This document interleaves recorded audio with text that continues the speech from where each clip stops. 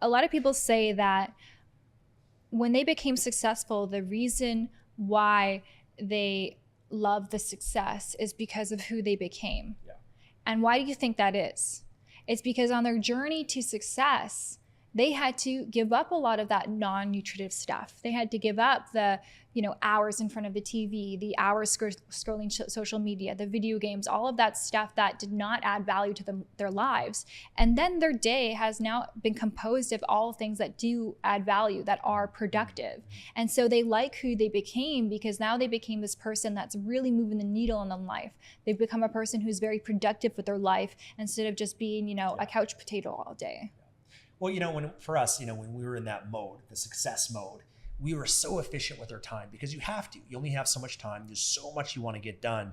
And so every minute of the day, it's like you don't want to waste it. You don't didn't even want to go pee. I would hold in. So yeah, if I'm going to go to the gym, man, I'm walking fast to the gym. I'm listening to an audiobook, like I'm using net time, no extra time, where I'm simultaneously didn't want to waste any time cooking meals, so be eating protein bars. That's why you take it to an extreme. Yeah, when you take it to that extreme. Yeah, you don't want to spend all this time preparing a meal, whatever. Just throw some protein powder in a smoothie with a banana and make us have a meal that way.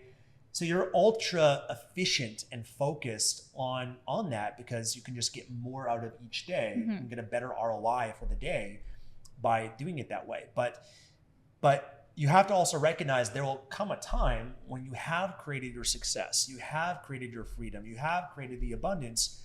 Now you can take your foot off the gas. Yes. Now you can stop and smell the roses. Now, like for me, when I moved into a penthouse, so you didn't know me when I didn't have a TV. You met me when I did.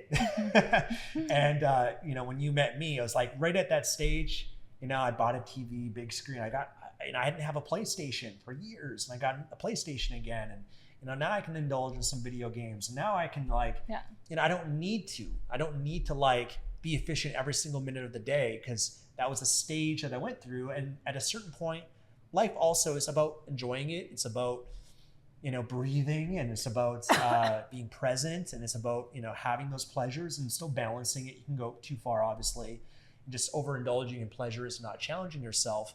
But you have to recognize and have that belief in the vision that time will come where you can rebalance your life and you don't have to always live that way. So I think that's an important thing. Yeah. And I mean, there's another argument for a different approach where you just always living your life in balance and you're just deciding that I'm not going to have my goal to become financially free or super successful, but instead what I really want to have is a balanced life where every day I feel really good and I feel happy and I don't have any stress in my life and I am able to give presence to every moment of the day. And for some people, that is the path that they want to take. And there's really no right or wrong. It's just, your life is your life and you came here to have an adventure of a lifetime and you have to choose which direction you want to go in. But the key is to be on purpose. And the key is to have a vision for your life, because without a vision, you will perish. Without a vision, you're just going to be pulled in all these different directions. And pretty soon you're going to be 80 years old and on your deathbed and have a lot of regrets because you weren't living life with intention. So the key is to be intentional about how it is that you pursue your life, what you do on the day to day, and not thinking that there is one right way to do things. There's so many right ways to do things. Well, when I think everyone has a different definition of success, right? And I think that's something that you have to decide for yourself and you have to reevaluate it, because sometimes, we're in a very different level perhaps than most people. And maybe not everybody cares to go to this extreme. I think, for me, especially when I first started, I was initially my first goal was to make six figures. Actually, it was first to make 60,000 a year, and then it grew to 6 figures. And that for me is when I started to feel like I'm successful. Wow, 6 figures, that's a great amount of money. And I think the millions more came through momentum and just success breeds more success. And it's just, you get consumed by it. And then there's such a great opportunity in front of you that it just turns into millions and millions and millions. But the biggest impact in my life was making 6 figures. And I think for most people, making $100,000 a year would change their life. And maybe everyone has to also get to that point where they decide what's enough. At what point do I rebalance my life? At what point do I, if you're spending so much of your time and energy being consumed by business and financial goals, and it's at the expense of these other areas of my life, well, obviously that's not going to be the most sustainable long term. So at a certain point, you have to decide, when am I going to take my foot off the gas and then now dedicate some of this energy to rebalancing my life and living it as you described, where you're just intentional every day, you're enjoying every day. And, for us, that's been the transition for us, I'd say, over the last few years. In fact, to the point where, we became like semi-retired pretty much, where we got to the point where it's like, we were so consumed by business and making money. And part of it just kind of pulls and sucks you in like an addiction. And it's fun and it's engaging and, you're super efficient and all of that, super productive. But we had to have the ability to recognize that, we also want to stop and smell the roses. We want to celebrate our life. We want to live our life in many different ways and not just have our life be that. And that was a really powerful experience. It was at first scary because your identity and your self-worth can be tied up in what you're doing for a career, and even, tied into how much money you're making. To be making a certain amount of money and then have that money decline, rather, like for us, every month, like the numbers are going up, right? We never had that experience where it start to go down. But to recognize the fear that would come up with that, but practice letting that go and be willing to address that rather than just getting sucked back into it and, be driven to make more and more and more. I think that's a really powerful, conscious decision to make at some point in your life, and to prioritize other values, to shift your values, like as we both have, for being more oriented on materialism, wealth, followers, all the egotistical aspects of life, to instead valuing happiness, being present. The things that you can't really put a price on, that again, that society, they don't acknowledge you for. You're not going to get a lot of followers on social media. There's or no a lot accolades of for spending time with your family. Yeah, like those sort of things, but they're so much more important, so much more meaningful in life, that at some point you have to focus on and prioritize. Yeah. So I think like for us, making that transition was powerful. And I remember for me, I had to like deprogram myself. Yeah, it took a while. Yeah, like I was so used to just being a human doing, rather than a human being. Yeah. And I just had to practice just letting that go. And it's very easy at times, like when you feel bored, it's like, oh, I can just like get back into business, meets all my needs, I feel significant, all of that, instead of challenging ourselves. Like, because at some point we didn't really have many hobbies in our life. Like we were digital nomads traveling the world. It was one of the things that we decided to give up was the hobbies and pursuing different interests, because we wanted to use all that time towards business. For us, our top priority was our health, relationships, and business. Yeah. And everything else was, basically sacrificed for a period of time. Yeah. Well, I mean, like, for example, we were digital nomads. Like our hobby and passion was traveling and building our business and self-development and health and fitness. And so we would spend all of our time doing that. But because we were never in one location for a long enough period of time, we never had an opportunity to like every week, like go to yoga class or, go to like a social function and build something, get into playing the piano. And so when we did like kind of retire, I guess, and no longer really spend any time in business, I remember like we're just living our life in a very different way. We started doing art, got into painting. I had no idea that you're such a great artist. Oh, thanks. Like she's incredible, the artwork that you do. And you were able to express that side of yourself that you kind of neglected. You kind of were able to experience your creative side through your business, but to be able to just like, it feels so inefficient to do it, as the mindset we had before. It's like, I'm going to sit there for a couple hours and just do, paint something. Rather, I could put that into my business. I could do something that would make me more money. Yeah, I would say that was my favorite part of having my business was the product development, was bringing out that artistic side through product development. And I felt like it was very rewarding because I would actually, financially benefit from it. Yeah. But to express that artistic side on paper, painting something and drawing something, to me was a waste of time, because there's no financial gain from it. And so I think what I had to do was a huge mindset shift to go from, every day my programming was to open my computer and to be super productive. And I had to like slowly do fewer hours every single day. You know, it's like, okay, now we're going to end work at 5 p.m. Okay. And then it was like, okay, now we're going to end work at 3 p.m. Okay. Now we're going to start our day at 10 a.m. instead of 8 a.m. You know, like slowly transition to doing less work. And I would feel very unproductive in those initial stages. It was a very uncomfortable feeling because what was comfortable was being productive.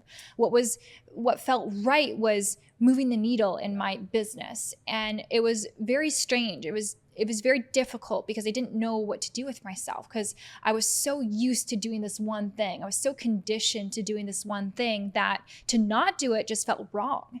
And so it took me time to figure out what I can use this time, this newfound time. What can I do with this time? Because everything just felt so unproductive to me. Oh, you know, drawing, oh, playing piano, oh, you know, going on a walk, whatever it was, it just felt like very unproductive. And so I had to have a mindset shift where I saw like, no, that is productive. That is, you know, how about, you know, I use this to grow in a different way of my life, in a different area of my life, you know, bringing presence to my day, you know, slowing down, not checking the clock all the time. There's a lot of value in that. And so starting to recognize the value in that. And making less money and getting less results and being okay with it. Yeah. And at first that was difficult because I remember one time you asked me, you know, how much would you feel comfortable with bare minimum making every month? Do you remember that?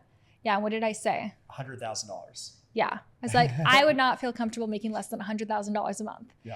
And like, I meant it because I was making so much more. And then, you know, to go from where you were to like anything less than $100,000 a month felt unacceptable. Like, yeah. And it sounds crazy to someone listening now, and it sounds crazy to myself now, but in the position that I was, where every month my income was growing, like it was like, you know, every month you're like doubling or tripling because your business is just growing so exponentially. It's insane. Like the growth that you can have through your own business, it's just completely different than the growth that you experience being employed at a job.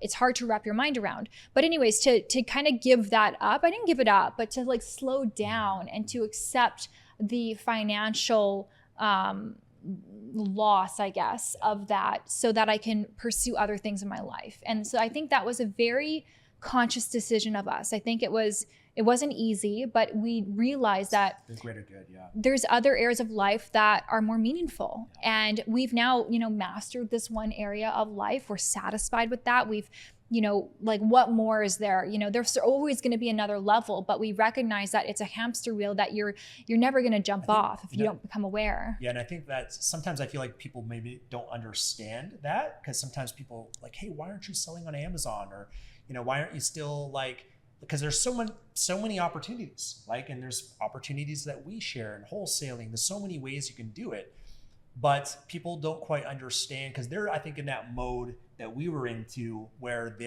you're overly consumed by those opportunities and you feel like if you don't take the opportunity, then you're leaving money on the table and you're missing out. And I felt that for a while. By that, and so they don't maybe realize that we're just in a very different position. But I think what everyone has to understand is what got you to where you are is not necessarily going to get you to where you want to go.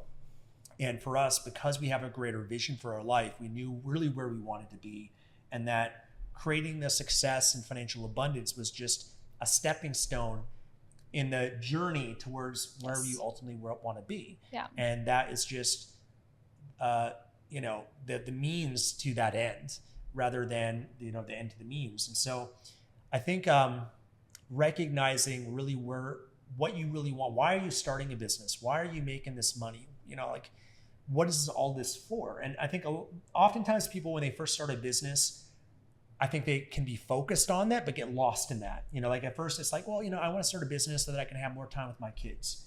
You know, I can have more time with my partner. Mm-hmm. Well, the reality is you're not initially, but you get so consumed by it that you lose sight of like why you started it in the first place. Like why you want to create financial freedom so that you can retire young, you know, or you can, you know, work the 4-hour work week and you have all this time to now spend your life doing all these other hobbies and passions and things that you want to do and that you want to spend your time doing. So it's not losing sight of that big picture of why you're doing this in the first place. But also one reason that people, they get so intertwined in what they're doing. They're just so busy, they're just needed by everyone, all their employees. They're being pulled in so many, they just don't have the time. For their initial intention was to spend more time with their family, and they've lost sight of that because now they're just so in demand, and they don't have the time for that. So it's almost like you have to foresee that, and you have to think of, okay, how can I outsource things, and how can I not be the bottleneck in my business, so that I can remove myself from the business, so that I can have that freedom that I always wanted. And I think, like, I will also clarify, not everybody, like, there's obviously certain people that their business for them ultimately is like, that's their passion. And so they don't ever want to retire. They don't ever want to, get to that point that I, might be describing, where they rebalance their life in the ways that we are. I personally think a balanced life leads to a more fulfilling life.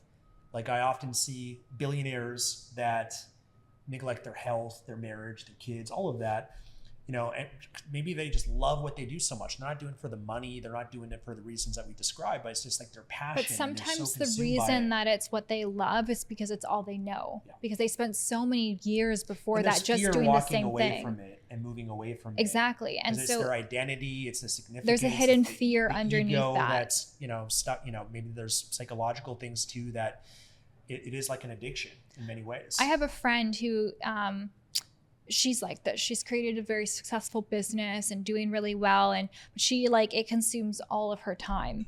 And whenever she has kids, she has a family, and I don't think she spends much time doing these other things. And she just thrives. She loves her business so much because it's meeting all of her needs at really high levels. And when she looks at other areas of her life, I think she feels like, well, my needs aren't being met at those high levels. And whenever you have something in your life that's meeting your needs at high levels, you're going to develop an addiction to it. You're going to want it. You're going to pursue it. There's not going to be any resistance to pursuing it. And so when your work, your business, what you do for a living meets your needs at high levels, it becomes effortless. It becomes what you want to do all day. And then I think, though, the key is realizing that even though I love doing this, maybe I do need to take some time aside so that I can focus on some of these other areas of my life and make those areas amazing and incredible too, because I've mastered this area. I know this area really well, and I'm saying that I don't want to spend time doing these other things only because they don't fulfill me in the same way, or only because I fear them. There's an underlying fear of like, oh, it's going to require effort. It's different, and I think you have to look at your life really. You have to really look at your life and keep score and think, okay, what area is really dropping right now? You have to be honest with yourself and ask yourself, am I avoiding something? Yes. Am I avoiding my relationship by saying to myself, oh, I need to make more money. I need to focus on my business. But really it's because you feel insignificant in your relationship. You feel don't want to go home. You don't have control in your relationship. So, if you look at, let's say, the 6 human needs that Tony Robbins talks about, there's certainty, there's variety, there's significance, there's love, there's growth, and there's contribution. Those 6 needs. And many cases, in your business, the needs that you meet are certainty. You have a sense of security, a sense of control over that, versus your relationship with your kids. You don't really have as much control. In your business, you're like a dictator, right? You call the shots, you get it, control everything. In a relationship, you don't have that. It's more of a democracy. You have to negotiate. There's another person, other people involved in that. So many times people feel more certainty than they do in their business or their job than they do in their relationship, or maybe they feel uncertain, they feel not enough, or whatever it is. You get more variety in some cases because in the business, your job, so many things that you can do, all these things happening, versus at home can feel like, kind of boring, or, not as much things that stimulate you. You feel more significance in some cases from your business because you have all these employees and customers, they look up to you. You feel like you're making things happen, versus at home, maybe in your marriage, again, something you could be avoiding is like, you don't feel significant to your partner. They don't put you on that pedestal. They don't compliment you. They don't praise you. They're, all of those things. Or oftentimes, like a lot of moms, they want to Yes. pursue a business because they feel like their job as a mother is not being rewarded. It's not being They're just a recognized. mom. I'm just a mom. And if they were to pursue a career or a business, then they would really be recognized. Yeah, you in go the- to you go to like an event or whatever, and people say, "Oh, what do you do?" And you're like, "Oh, I'm just a mom." Yeah, You know, so they they're don't like, feel "Oh, okay." significant. But if you said, "Oh, I have this business," they're like, "Oh, wow!" Like they're Yeah. going to respond to you And then, differently oh, yeah, because and our they ask society questions. values, Yes. success. And Which is all a of shame that. because really I feel like being a mother is the greatest It's the most significant job in the world. It is. It's like you're raising a human being, Yeah. trying to do that with your business. Yeah, and other needs as well. Connection and love. You can meet that through your business. Growth. Can meet You a can lot feel of like needs. you're growing a lot. So it's your business, your job, your career oftentimes becomes something that many people are consumed by also because they're trying to escape and avoid. They're good at it. You feel confident. You just have all these needs being met versus at home. It's an area of your life that might be weaker. Mm-hmm. And maybe there's not that passion, that excitement, or maybe it's whatever else. And so you have to, I think, have the awareness of that and to say, okay, you know what? My relationship is really the most important thing. That's the foundation for my family. That's, I want to set an example for our kids. Like one thing that I love with Lucas is we consciously spend a lot of time holding each other, kissing each other, hugging each other. And we want Lucas to see that. We want our kids to see what love is. We want them to see the parents happy together. That has a powerful imprint on the psyche of that child so that they grow up and they value that and they know what love is. And they don't just, only get that from their parents, but they can see another dynamic of that and the role model from that. And he loves it. He always has a big smile when he Yeah. sees us. Yeah. So, it's so important. So, there are ways, of course, though, that you can meet your needs outside your business. And that's hard when that is the source of your needs. And that's why you have to be careful to realize this and how to rebalance yourself. And I think so much of the success world, the success niche, the self-help books you read, the YouTube videos, etc., is conditioning you. It's programming you to be, as we described, these uber productive, ultra efficient human beings, or human doings, I should say. But you also have to recognize there will be a time where you maybe have to deprogram yourself from a lot of that. And you have to recognize the beliefs that you created that support you in being successful that might not support you in being as fulfilled as you want to be. Mm-hmm. And that's kind of the journey that we've been on, is reprogramming, reconditioning ourselves, rebalancing ourselves, finding ways to meet our needs in many different ways, which is very challenging at first. But one of the things I've loved about being retired, and just to clarify, over the last year or so, I was in a position where creating content every week and having all these employees, and pretty much over a couple years, let go of a lot of my employees, just have one customer support rep, have, video editor and whatnot whenever we need it. But just simplifying to the point where my business, I spend maybe no more than a couple hours a month on it. So it's more administrative type stuff and maintenance stuff, but not really, there's a stretch. I haven't published a video on YouTube for like 5 months, haven't done really much in business. Mm. And, but the gift of that has been what's allowed us is kind of opened up all this time to then spend doing things that we never would have done before, doing things that have brought so much joy and fulfillment to our lives, getting into all the different hobbies, trying things that we never did, getting into tennis and golf and piano and going for walks on the beach and swimming in the pool and building a house, all the spiritual development that we've done and the books we've read and being present, in the moment in our lives and all these other things that when I look at it, that's really what life's about.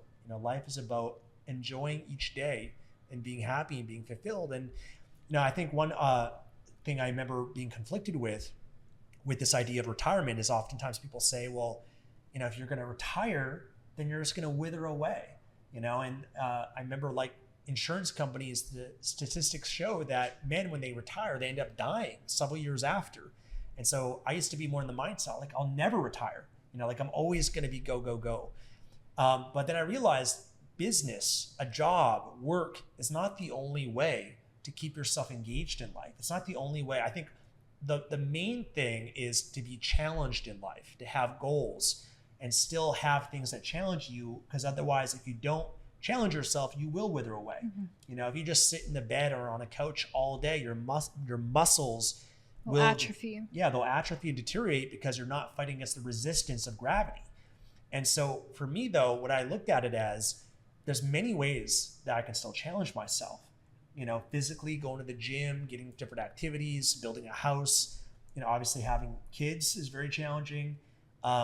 Starting new things, learning a new language, all of those things are ways that you can still challenge yourself and keep yourself engaged. And so I don't really experience boredom in a sense, because for me, like there's so many things that I feel like even now with all this time not working, I want to do. Like I feel like personally, like, man, we just built this house. There's so many parts of it that I'm not yet enjoying. I gotta use my sauna more. I'm not using the cold plunge enough, man. I'm not using the beach enough. I got a stand-up paddleboard right there. I've only used it once. I've got 2 kayaks. We haven't taken out the kayaks yet. I've got a golf course right here. I haven't been on the golf course, a lot of FOMO. Tennis and like, but my point being, like, sometimes people are like, aren't you bored? Like, what do you do all day if you're retired? Like, there's countless things to do that I'd like to do. And so that's not really an issue. Yeah. It's great to though be in a position where it's like that's a high quality problem. That's a first world luxury problem to have so much time, but there's so much life to live and to experience that. But I think like that's what life's about. It's about living life rather than just being consumed on the rat race. Doing things that don't bring the most fulfillment and joy to your life. And I think taking steps away from business and rebalancing have been one of the most valuable, most conscious things that we did. And yes, we don't make as much money. We don't have as many views. We're not as popular now.